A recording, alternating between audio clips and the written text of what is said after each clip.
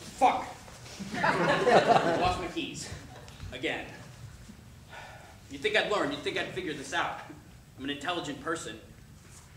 Robin used to say, why don't you get a tray and put it by the door? That way when you come in, you can set your keys down and they're there. So I got this thing, put it by the door.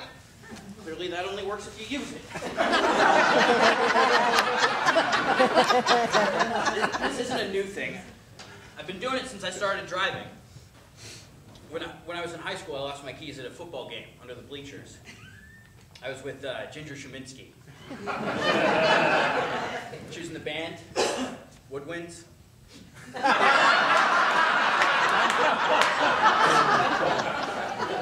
She could really work a reed.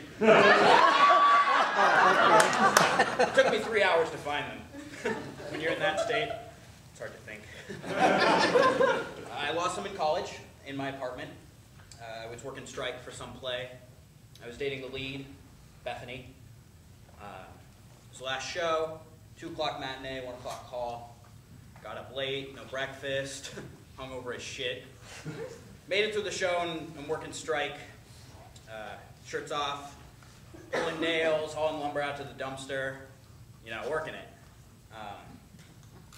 Finally pick up the last nail around midnight, and I'm looking for Bethany. Can't find her anywhere. Finally, find her in the corner with Brad. Fuck this. I get home, my roommates are still up. We sit, shoot the shit, drink some beers, and we decide it's a good night to get ripped. So they go for a beer run.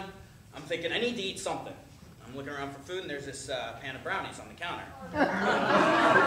Jake's mom always sends these killer brownies, and I know Jake won't mind, so I tear into them. Guys get home, there's like, where are the brownies? I ate them.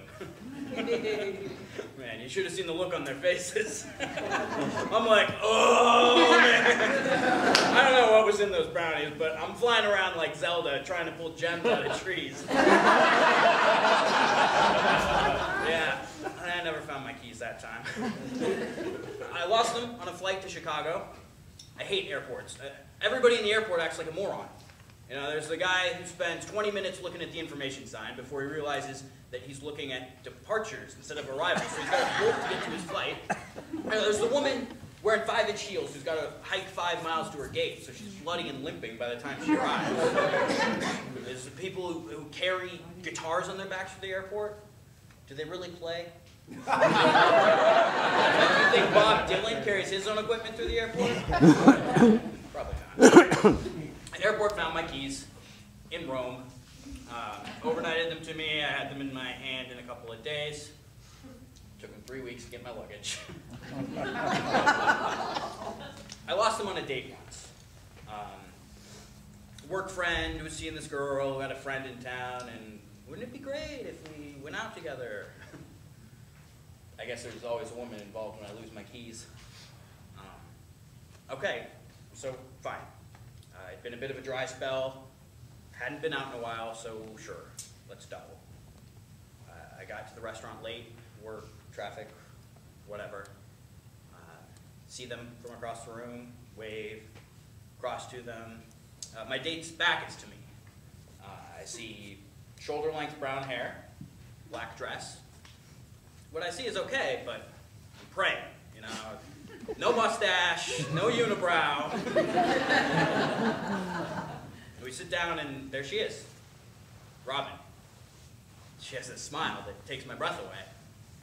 We talk through appetizers, dinner, coffee. I couldn't shut up. I was funny, or at least she thought so. And not, you know, oh, funny. No, I mean really, like, actually, funny. I don't know what happened to our friends. We went for a walk. I finally talked her into letting me take her back to her hotel. Reached into my pocket for my keys. Yeah, they were gone. We retraced our steps all the way back to the restaurant. They were waiting for us at the hostess desk. That's when I told her about losing my keys, and she told me that she has 3 or 4 keys on her keychain that don't open or go to anything. We were married a year later.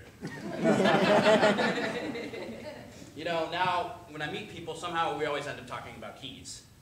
The majority of the people I've met have at least 1 or 2 keys on their keychain that don't open or go to anything. I only have 1.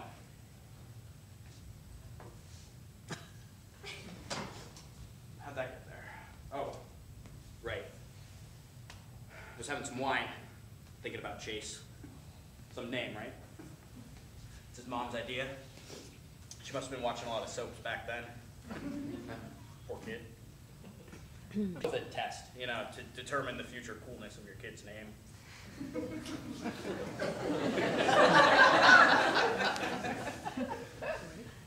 I had to work late. There was a project, just had to get done. It was crunch time. It was my turn to pick up Chase from daycare. Robin said she'd get him, grab burgers on the way home. It was cool. Robin was handling it. Right then, I took out my keys and I set them on the desk. I did not want to be late. You know, I felt bad enough about the change in plans. It started raining, this torrential downpour out of nowhere. I got home right before it got bad. I love a good thunderstorm. You know, I love to watch the lightning, count the seconds. 1, 1,000, 2, 1,000, 3, 1,000. Boom! Rain was coming down so hard, flooding the streets. I heard the fire truck, and then I heard the ambulance. I didn't think too much of it.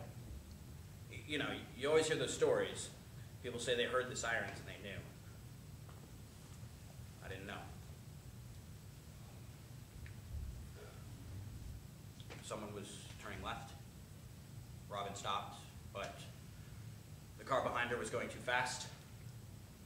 He hit Robin and Chase and pushed their car underneath the other car. Did you know it's the fire truck that carries the jaws of life? That's why they send it out first. They tried to save them. Everyone tried so hard. There's nothing anyone could do.